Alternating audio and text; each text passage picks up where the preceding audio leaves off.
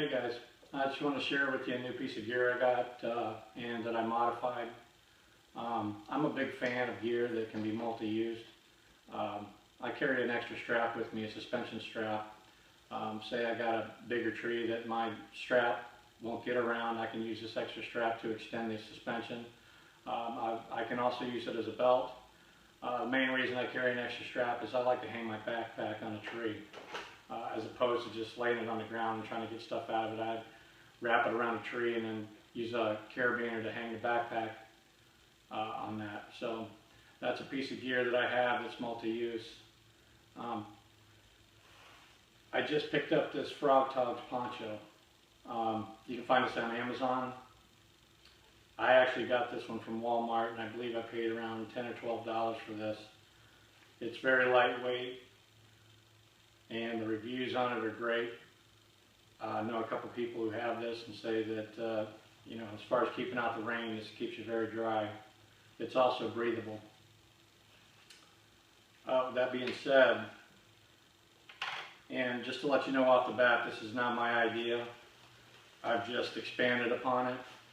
I actually got this idea from a guy named Grinder on the hammock forums. He used a Frogg Toggs poncho, which is actually called a dry Dutch poncho. That one's a little more expensive, and I think it may be slightly heavier than this one. This is, I think, this is an adult poncho, ultralight. I think it's an ultralight poncho is what they call it. But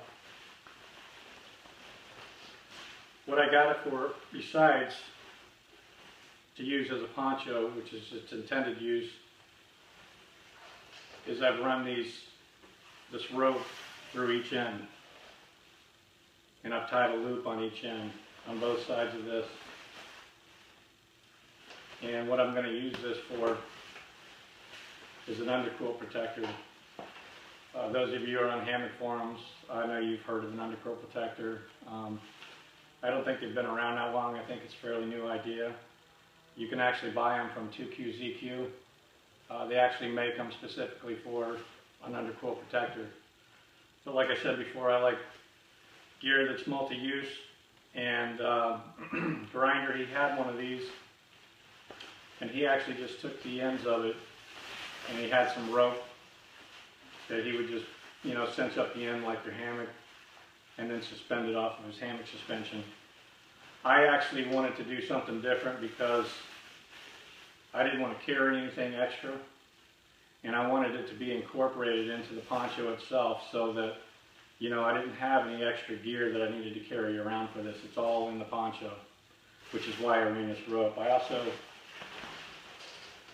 sewed a piece of, this is like a nylon webbing I had laying around, and I sewed a little loop on each side so that it can hook to the tie-outs on my hammock. The uses for this, other than, like I said, its main use as a poncho, can be used as an underquilt protector to keep splatter, rain splatter, ground off the ground, you know, hitting your down underquilt. If it's a real windy, cold weather, keeps the wind from blowing your underquilt, you know, away from the hammock and robbing your warmth from your underquilt. Also in cold, which is the main reason that I got this. I'm getting ready to go to the Florida Hang 5. Now, every one that I've been to, we've dipped into the 20s.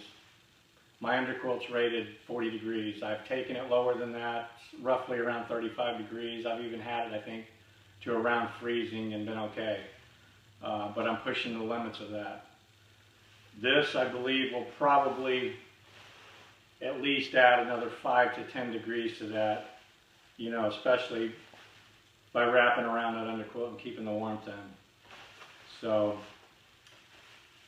that's just another use for this. Also, I have a Superfly which has doors on it, so I don't really need it for that.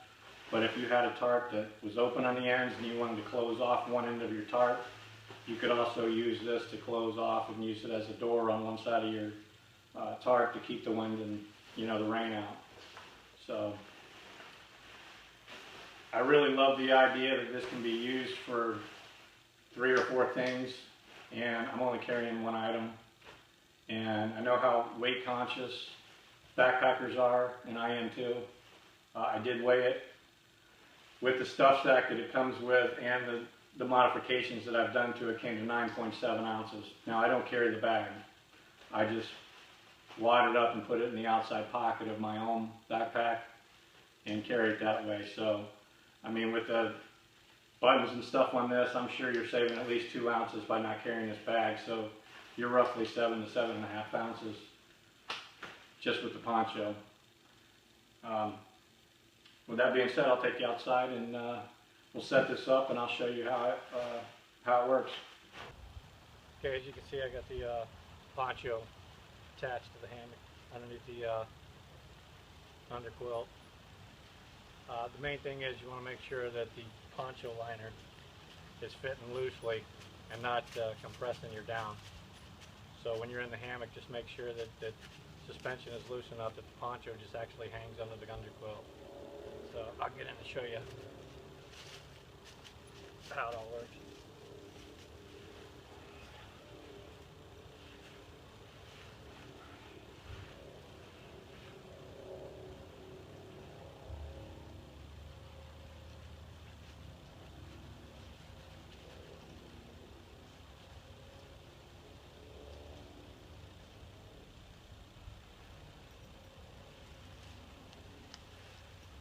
When you lay down in this, you can immediately feel the warmth that the underquilt and the poncho together are creating.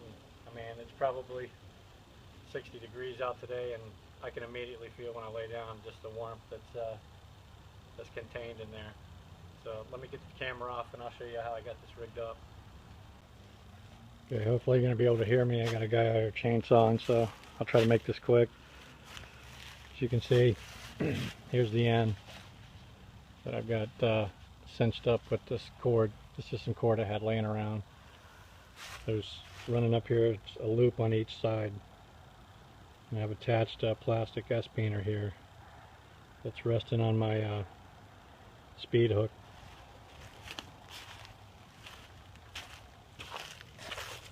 Same thing on the other end. You can see how it's cinching it up, just kind of hugs it around the hammock there. Same thing, suspended with a plastic S-peener here underneath to keep from getting any drafts. I've just taken the hood and cinched it up and wrapped the cords around the hood to seal it off around the bottom. On the side here, these are the side tie-outs for my hammock shock cord. I've got it running through the loop on my hammock gear Phoenix right here, and then as you can see, I've sewed a loop of I had some nylon strap laying around. I just sewed a loop on each side. It runs through that, so it kind of just ties everything together, and then it's staked out, and that's about it. There you have it.